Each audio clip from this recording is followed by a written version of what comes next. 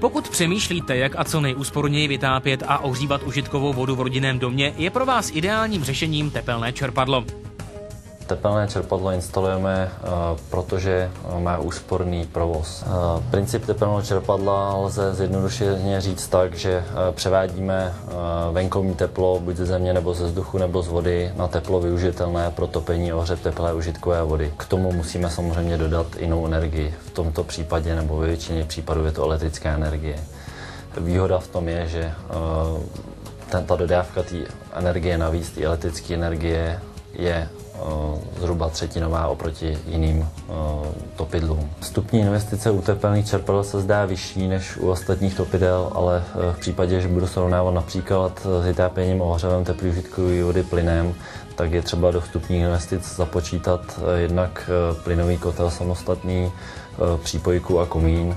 A při těch investicích už ta investice do tepelného čerpadla není zas o tolik vyšší a provozní náklady jsou výrazně nižší oproti plynovému topení.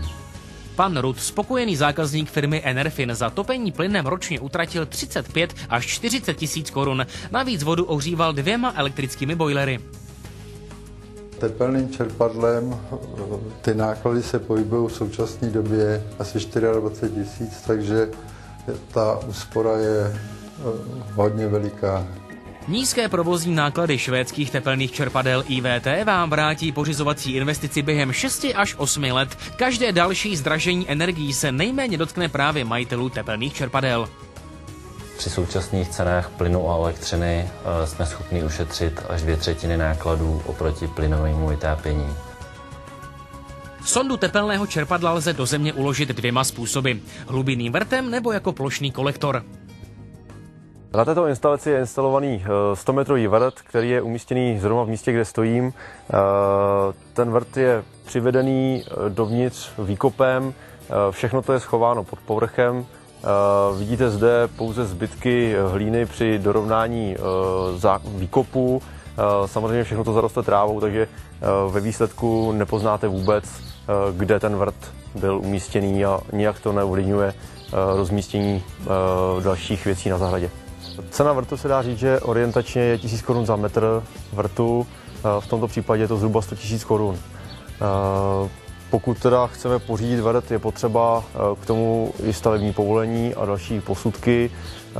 Je to jednoduché z hlediska umístění toho vrtu, složitější z hlediska papírování a samozřejmě je to dražší záležitost než například plošný kolektor, který se umístí na zahradu do zhruba metrové hloubky nebo do hloubky 1,20 m a vychází na orientačně polovinu až třetinu nákladů oproti tomu vrtu. Sondě ve 100-metrovém vrtu odpovídá účinností zhruba 300-metrová sonda uložená v plošném kolektoru. Pokud ji uložíte na menším pozemku klasicky do plochy, počítejte s tím, že těžší stavbou nebo stromy můžete kolektor poškodit. V případě, že na větším pozemku uložíte sondu například podél plotu, žádné omezení se vás netýká.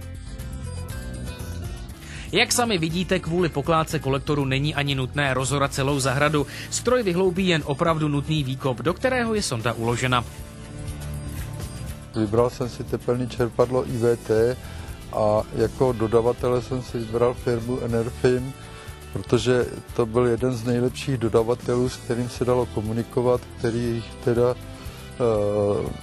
měl velmi dobrý přístup k zákazníkovi a snažil se vyřešit veškeré moje požadavky. Obraťte se na nás, rádi vám poradíme.